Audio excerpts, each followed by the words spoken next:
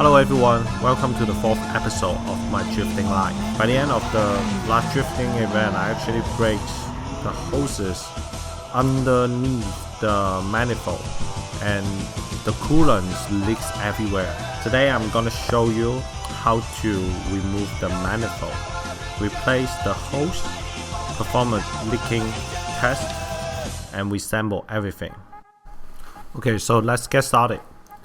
First, I'm gonna unplug all the wire attached all across the manifold because those wires and photo lights, for example, as you can see, we block the manifold while you guys are trying to remove it. To be honest, I am not so sure what is each light's function because it's my first time to take this engine apart in order to repair stuff. So that's why what I'm doing is just remember everything that is unplugged, making sure I hook in the right hoses or I'm making marks to every of the plugs that attach because this engine is not stock. There was a lot of unused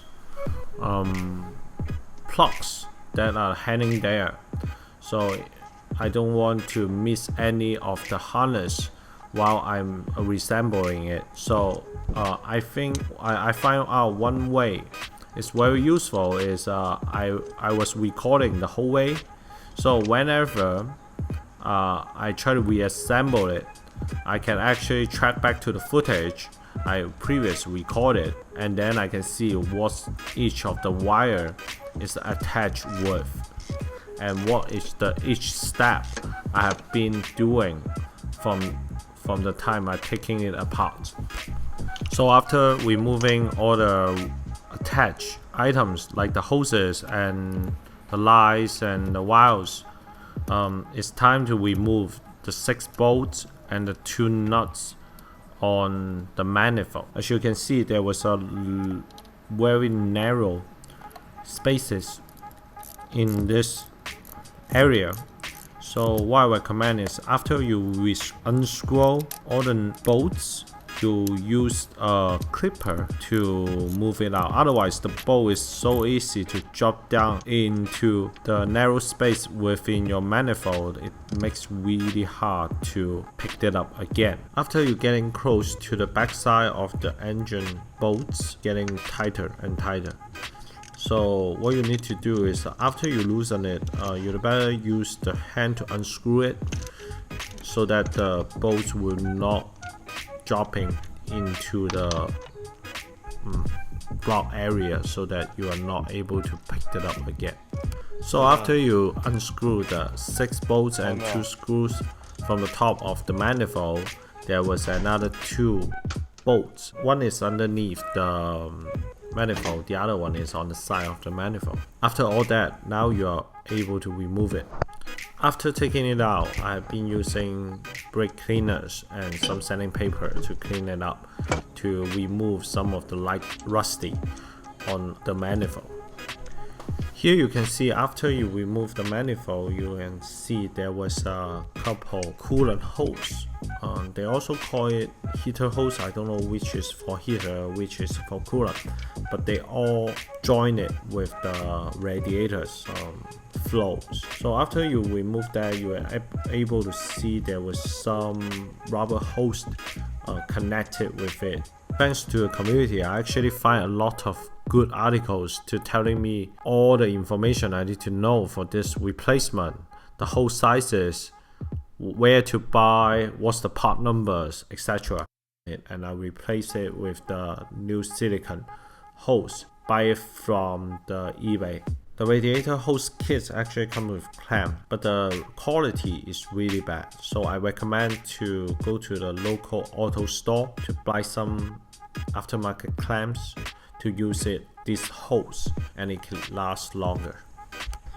The process is actually pretty straightforward. You're gonna find out a lot of hoses is actually very hard to take off because they are all rusted. And to take it out, I use a flathead screwdriver because I'm gonna replace it anyway. Some of them I ended up by cutting it out from two sides because it's kind of hard to move around the metal pieces, so that it's easier to take it apart and then use the clipper to drag it out. So for the hose I'm doing now, actually it's an S-shaped hose. You gotta get a similar shape, or maybe have a little bit L-shaped hose in order to fit it in. Otherwise, if you use the normal vacuum hose with it, they maybe ended up by bending, which will harm your water pump and make your water pressure inside this coolant system much higher to push the water through. So I fully recommend it, and you check all the hoses to make sure they are not bended or making sure the flow is fluid. The other big tips is actually you gotta make sure all the clamp is tightened up. After you check up all the hose joints has been tightened up, it's time for the leak test. For the leak test, I actually rent the tools from O'Reilly. You hook it up with your radiator with their adaptable connector, and then you pump the air into it and see if there was water leaks out. The result seems pretty good, and I didn't see any waters comes out from hose joint or any of the metal pieces within the coolant system. So I think that's a pass. Now is the time to reassemble all the parts back to the car. The things I want to remind everyone here is use your hand tool, be really careful while you tighten up your 6 bolts and 2 nuts from your manifold. First, because it's connected with the engine, you don't want to tighten it too tight. It might strip the engine blocks flat. The second, the space is tight, so you better use the clips to put the screws into the hole first, and then you start using the wrench to tighten it up, rather than because your hand are not able to reach those holes. So after you tighten up the manifold, the other things is just as the opposite way how you take it apart. And after you assemble all the stuff, now is the moment of truth. Can I start a car? Do I make sure everything is assembled correctly? Even I think so. Alright, it starts. That's for today's video. And like it if you like it. Comment if you have any question about this fix. I will be happy to reply all.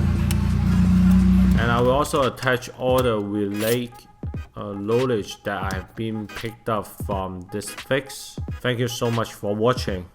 See you next time.